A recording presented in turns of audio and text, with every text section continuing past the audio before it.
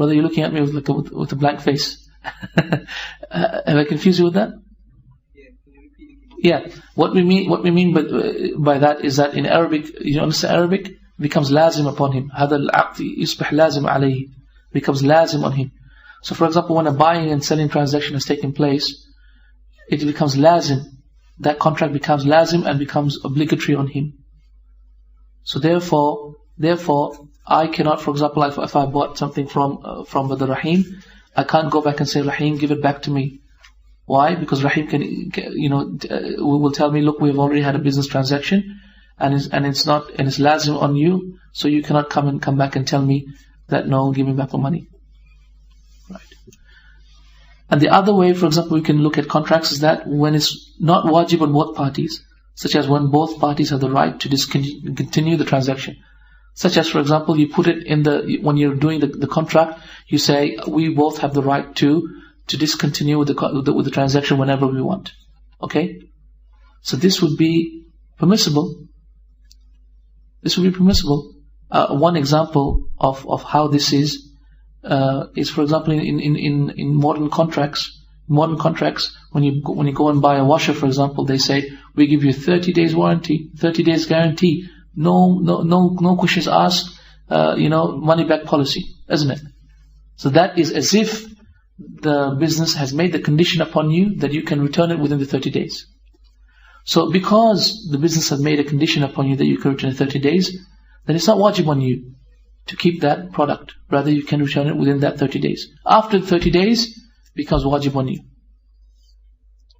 Right? What is the benefit of it becoming wajib on you? The benefit of it becoming wajib on you is that if you want to sell it back to that guy or return it back, then that's another business contract. And because it's another business contract, has its own conditions again. Another way of looking at the contract is that it's not wajib on one party but wajib on the other, such as, for example, the contract of guarantee that I just talked about. When a person gives you, a guarantee that of money back policy. Okay, by way of whether qabd, taking hold of the commodity, is obligatory or not, and that was the point that the brother was asking about regarding buying what was it, furniture and furniture from the wholesaler and not moving it to his store and selling it just from the wholesaler's spot. The first way of looking at it is that contracts in which qabd is not obligatory, in which taking hold of the product or the product being in your possession is not obligatory, such as, for example, marriage. So in marriage, you don't have to have the women in your possession. So as long as the contract has taken place, I want to marry your daughter. Do you agree? And the brother says, yes, I agree. Right? The father says, yes, I agree. Then the marriage is taking place. Does the wife have to come? Does the sister have to come to my house in order for the contract to be sahih? Say no, doesn't. Okay. Similarly, a contract of guarantee and of a contract of an agency as well. So contract of guarantee, like for example, the business will say, Tawfique, I will sell this car to you in installments, but I need a guarantee. So Tawfique goes and he says, Rahim Rauf, can you give me the guarantee that the business is requiring? So Rahim says yes.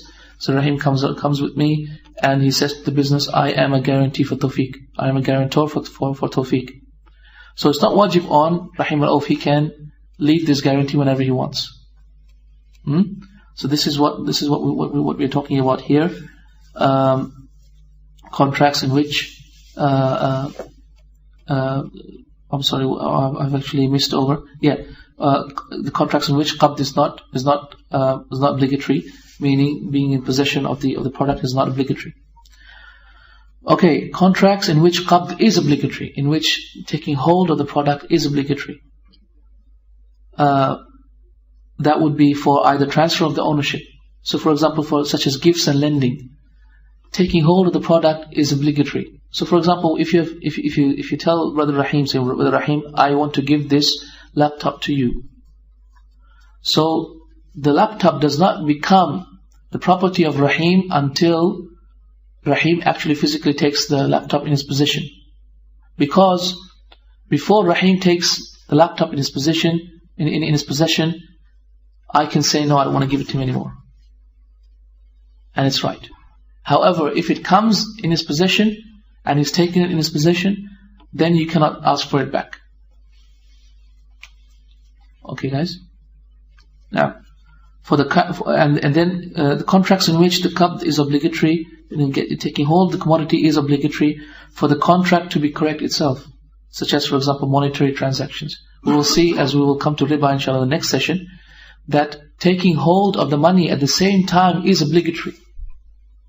So this is the reason why I gave the example to the brother, that when I give you £10 and I ask for 2 £5 notes and you only give me 1 £5 and the other £5 you tell me that you don't have it and you give it to me tomorrow, and we said that this is ribah.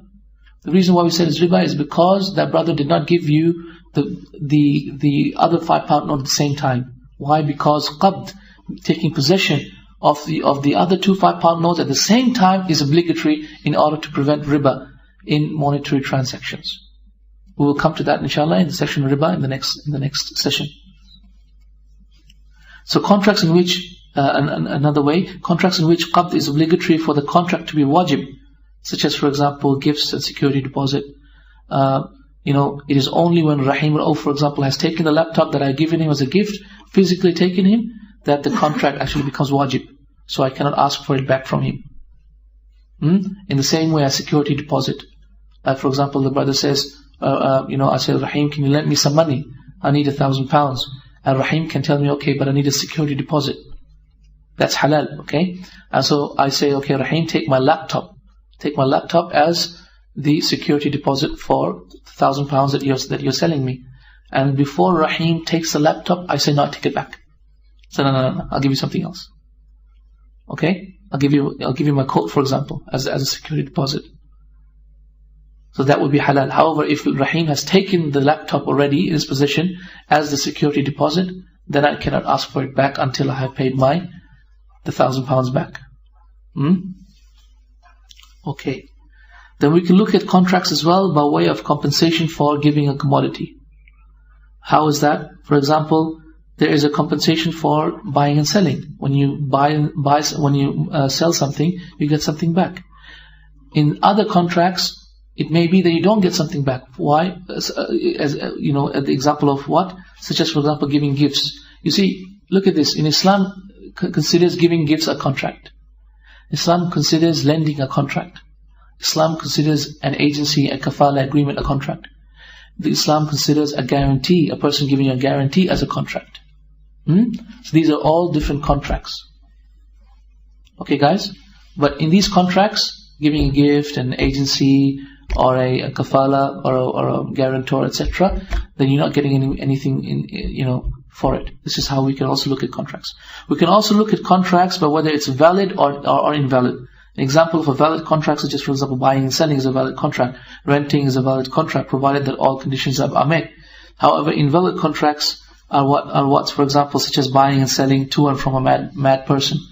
Or, for example, selling it to a child who is less than 7 years old, for example.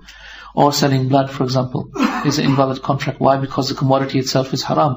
Or, for example, pork, alcohol, human body parts, selling your heart, selling your kidney is haram. Why? Because you do not possess your body. It's haram for you to sell your body parts.